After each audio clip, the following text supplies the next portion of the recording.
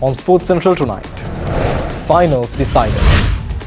A last-minute penalty helped CRN to edge Kandy SC by 2 points and book their place in the Cup finals of the Inter-Club Rugby League against the same opponents next week.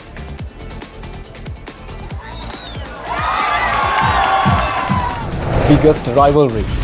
A blistering cameo from Ishan Kishan combined with a clinical bowling performance from India powers them to a victory in the most anticipated clash of the ICC Men's T20 World Cup against Pakistan.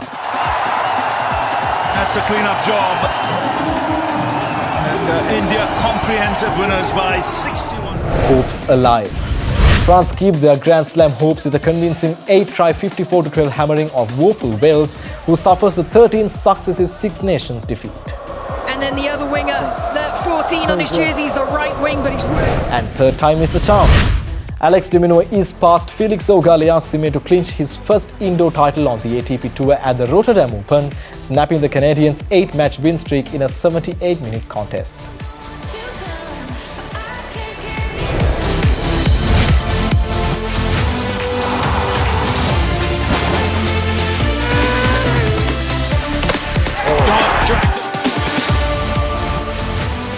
From Studio 24C, this is Sports Central.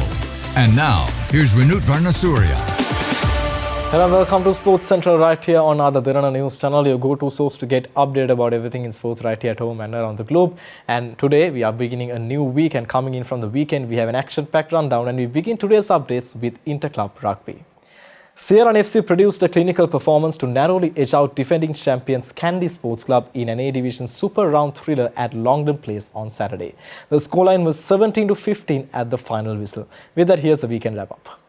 The match between CRN versus defending champions Kandy Sports Club was the dress rehearsal of this season's cup final. The match was low scoring, but it allowed the spectators to witness some thrilling rugby. CRN swelled their score by 2 converted tries and a late penalty, which was proved to be the match winner. Meanwhile, Kandy Sports Club touched down for 3 unconverted tries. The failure to convert those tries under pressure undone their hopes of winning the encounter. CR struck first when passing to Bandara sliced through the defence in the 20th minute to score by the corner flag centre Thenukanana. Kara made a splendid conversion for a 7-0 lead. Kandy responded through Tongan number 8 Salese Havea, who scored off driving maul in a 30th minute, but the missed conversion left them being trailing 7-5 at half-time. But then Kandy Sports Club, scoring 2 more tries in the second half, took a 15-14 lead with less than 10 minutes of play. However, repeated penalties cost the visitors dearly. With just 2 minutes to the final whistle, Thenukanara Kara slotted a penalty to regain the lead and seal the 17-15 win for the Red Shirts. This narrow win ensured that Red Shirts will host the Cup Championship Grand Final after finishing on the top of the table with 53 points to Kandy SC's 52 points.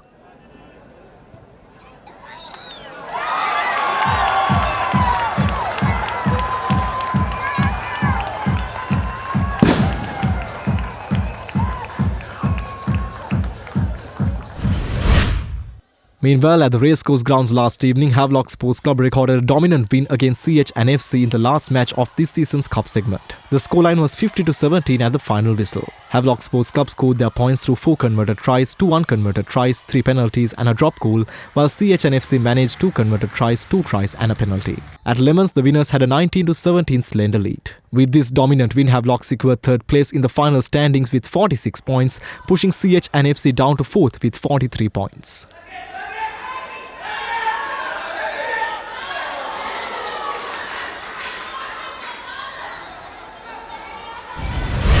Meanwhile, Army Sports Club produced what could be their best performance of the season to thrash Navy Sports Club 57-24 in a dominant display of attacking rugby in the last played segment fixture in Balisara. The soldiers swelled their score through 6 converted tries and 3 tries, while the sailors scored through 3 converted tries and a penalty. At the breather, the soldiers were leading 33-17. Army Sports Club were on attacking mood from the start, and they penetrated the Navy defences 3 times within the first 15 minutes to score 3 converted tries. The home team started scoring in the 18th minute through a converted try.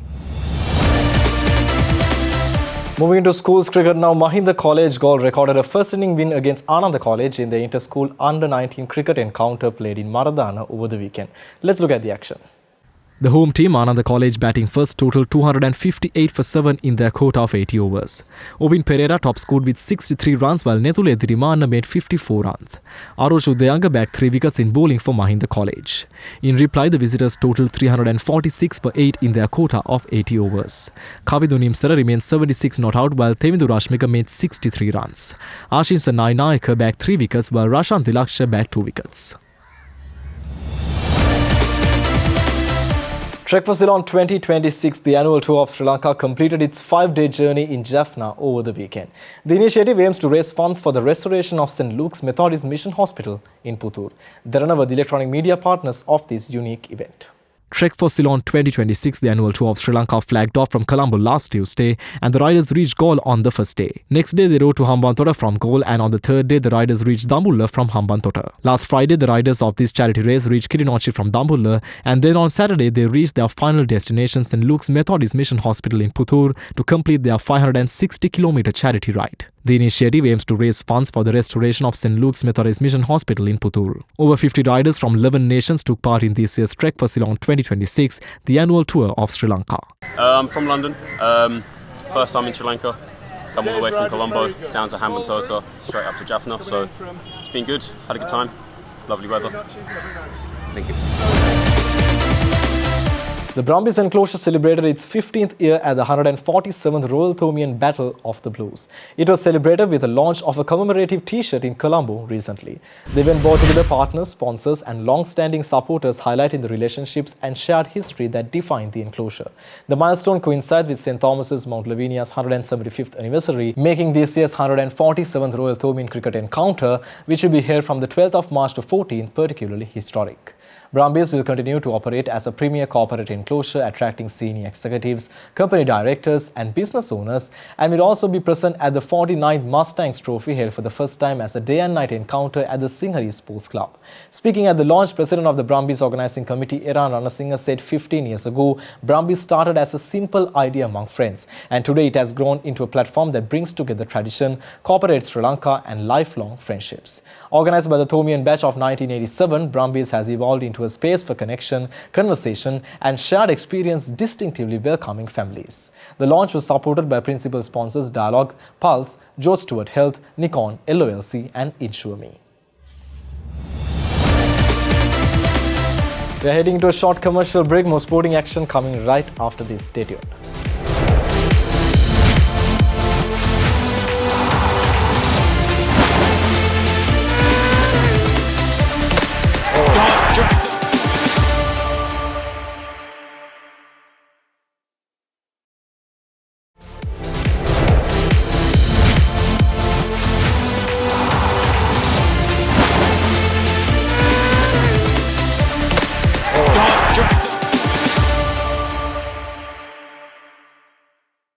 Welcome back to Sports Central right here on Ada Derana News Channel. It's time to move to the updates coming in from the ICC Men's T20 World Cup 2026.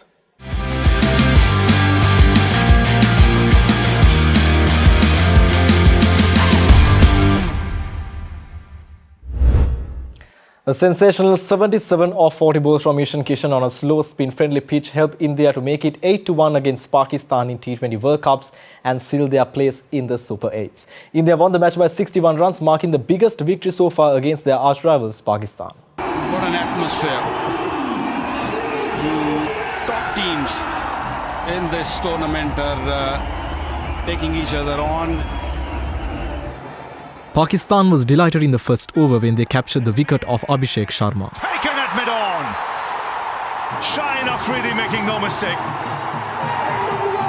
But they could not make their happiness last as Ishan Kishan started blasting all around the park. Into the crowd.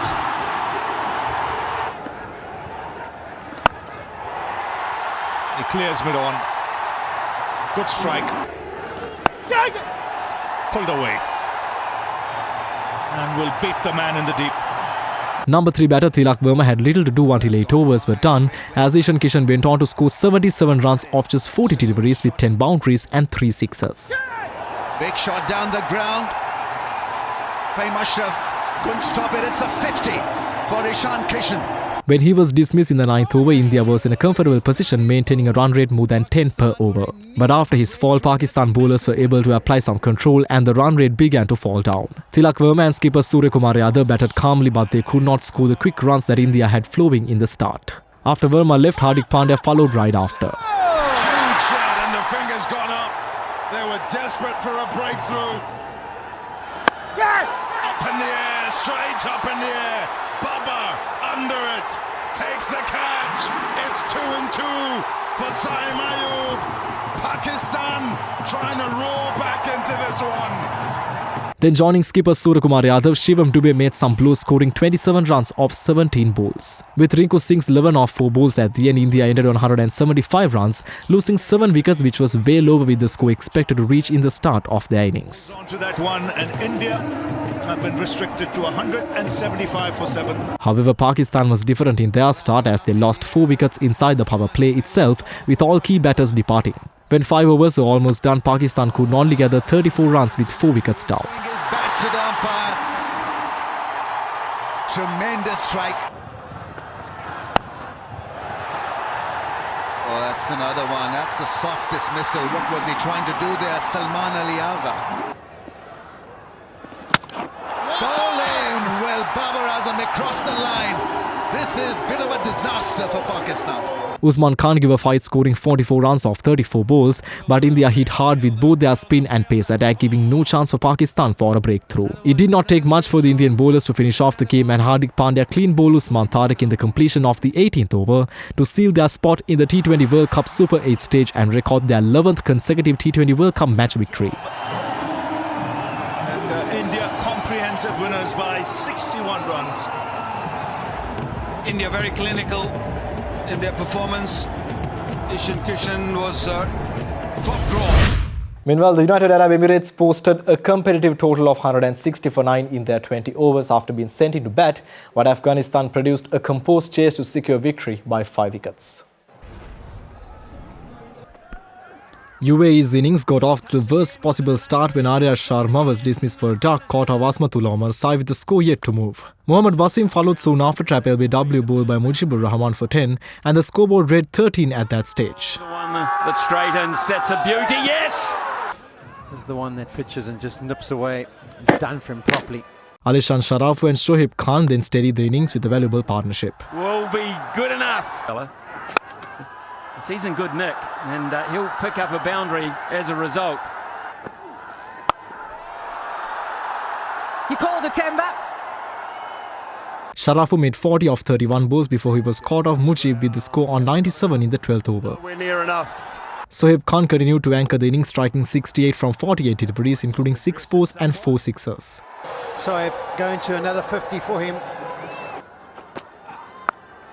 That's a very good shot, it really is. He sat on that. However, once he was dismissed at 152 in the 19th over, UAE lost momentum in the closing stages. Saeed Haider contributed 13 before being bowled out by Umar Sai at 114, while Harshit Kaushik fell for 0 with the score on 114 as well. Late wickets dented the final push, including Haider Ali, who was run out for 13 at 157, and Junaid Siddiq ran out for 3 with the total on 160. Asmatul Omar Sai was the standout performer with the bowl claiming 4 wickets for 15 runs, while Mujibur Rahman picked up 2 important scalps. Terrible start. Zadran will go to the non-striker's end. Chasing 161, Afghanistan suffered an early setback when Ramanullah Gurbaz was dismissed for a duck, caught by Sohaib Khan of Junaid Siddiq with the score on 1. Outer portion of the bat, exceptional field positioning. Gulbuddin Naib was next to go for 13, falling at 40 in the 6th over, and Siddiqul Atal departed for 16. Wow. Ibrahim Sadran anchored the chase with a well-crafted 53 off 41 balls, but when he was dismissed at 97 in the 14th over, UAE sensed an opportunity. Beautifully judged, terrific running and a really good over of batting that. Zadran brings up his 50 in the process, it's his 14th. There's the chance, here's the chance! Yes, it's taken! They've got the breakthrough and game on here in Delhi. Darvish Rasooli added a brisk 33 before being bowled out by Junaid Siddique. However, Asmatul Omarsai ensured there was no late hiccups and he remained unbeaten on a fluent 40 from 21 bowls. At the end, Afghanistan reached 162 for 5 in the last over. Despite a spirited effort from UAE bowlers including 2 wickets from Junaid Siddique and 2 from Muhammad Arfan, Afghanistan's balanced batting display saw them over the line with 4 balls to spare. Omarzai with a boundary over extra cover. With that victory for Afghanistan, South Africa officially become the third team to qualify for the Super 8. We're heading into another short commercial break. More sporting action coming right after this. You're watching Ada Derana Sports Central. We'll be right back.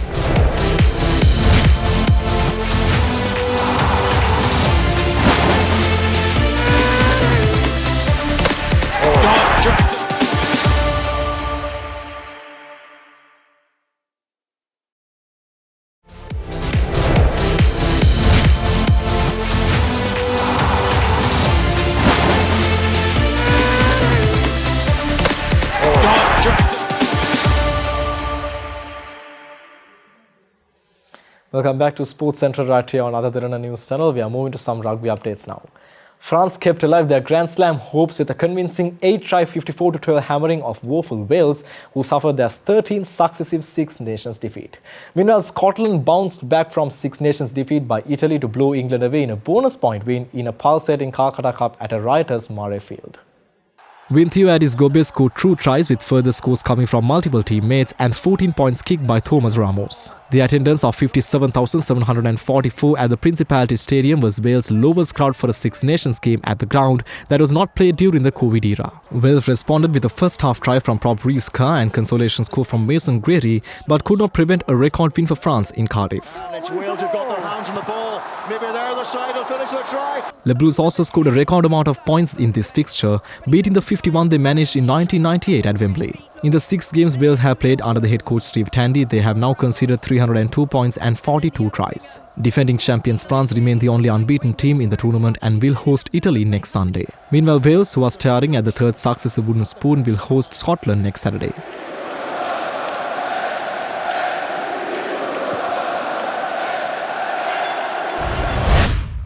Meanwhile, Scotland bounced back from Six Nations defeated by Italy to blow England away in the bonus point win in a pulsating Calcutta Cup at a riotous Murrayfield. Orchestrated by the brilliant Finn Russell and playing with a ruthlessness that a shell-shocked England could not contain, the Scots were a team reborn.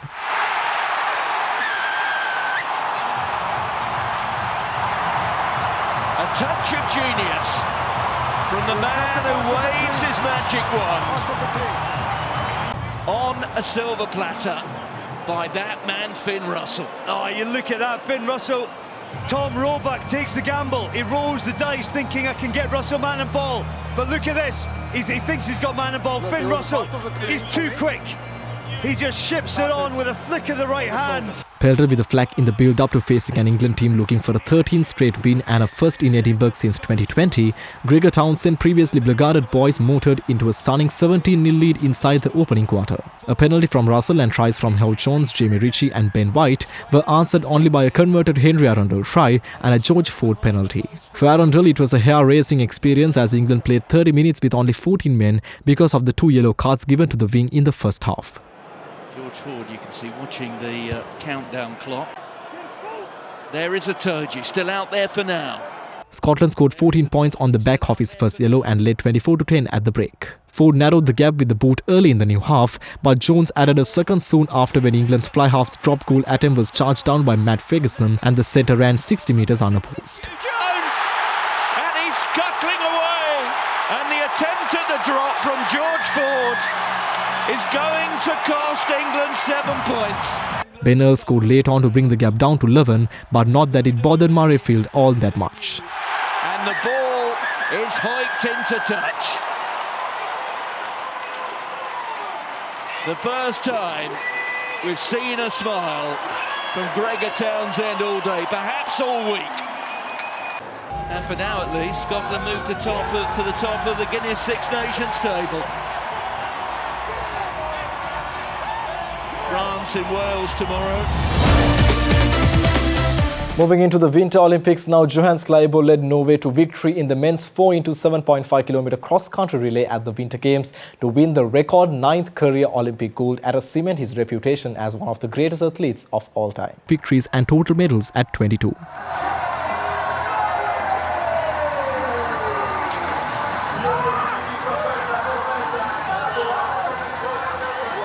First of all, it feels amazing. I'm really proud of what I've achieved, and it's also special to do this together with the team. I feel like it couldn't be a better place and a better day to do it. As a Norwegian, everyone kind of wants us and expects us to win the relays. So being able to do that as a team, it's very special, and it means a lot for all the 4 of us who is sitting here, but also for the team and for those athletes who are back at the hotel, which could have been a part of this team today. So it's really a team victory, and for me it feels really good. And meanwhile, Italy's Federica Brignon completed a golden double on home snow at the Winter Olympics, adding the giant slalom title to the Super G last Thursday as US alpine ski great Michaela Schifrin again missed out on a medal. Sweden's Sara Hector champion at the beach in 2022.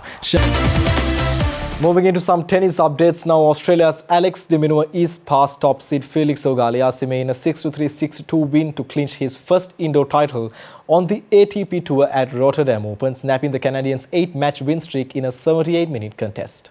Alex de Minaur frustrated Auger-Aliassime, landing backhand winner near the baseline away from the Canadian. The Australian got a decisive break to go 4-2 up, which helped him to secure the first set.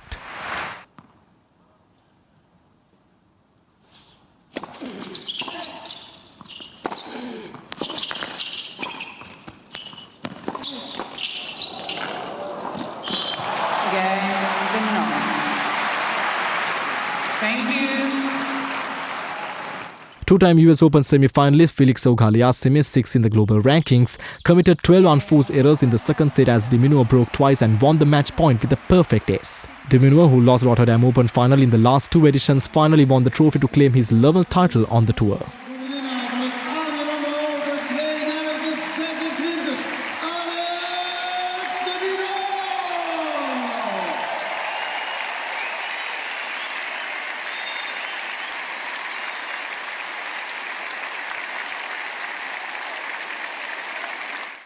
Yeah, I mean, third time lucky. I'm super stoked, super happy.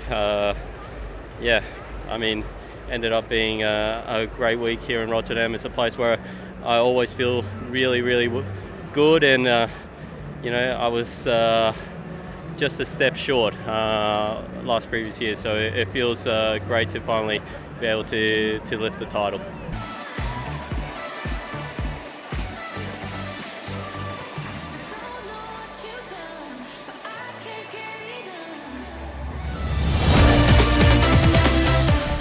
And with that, we mark the end of our first bulletin for this week right here on Ada Derana Sports Central, where we value your feedback, so don't forget to send it by email at feedback.adncenglish@derana.lk or via WhatsApp at 0768057933. Amasha Fernanda will join you next with World News Tonight. With that, have a very good night.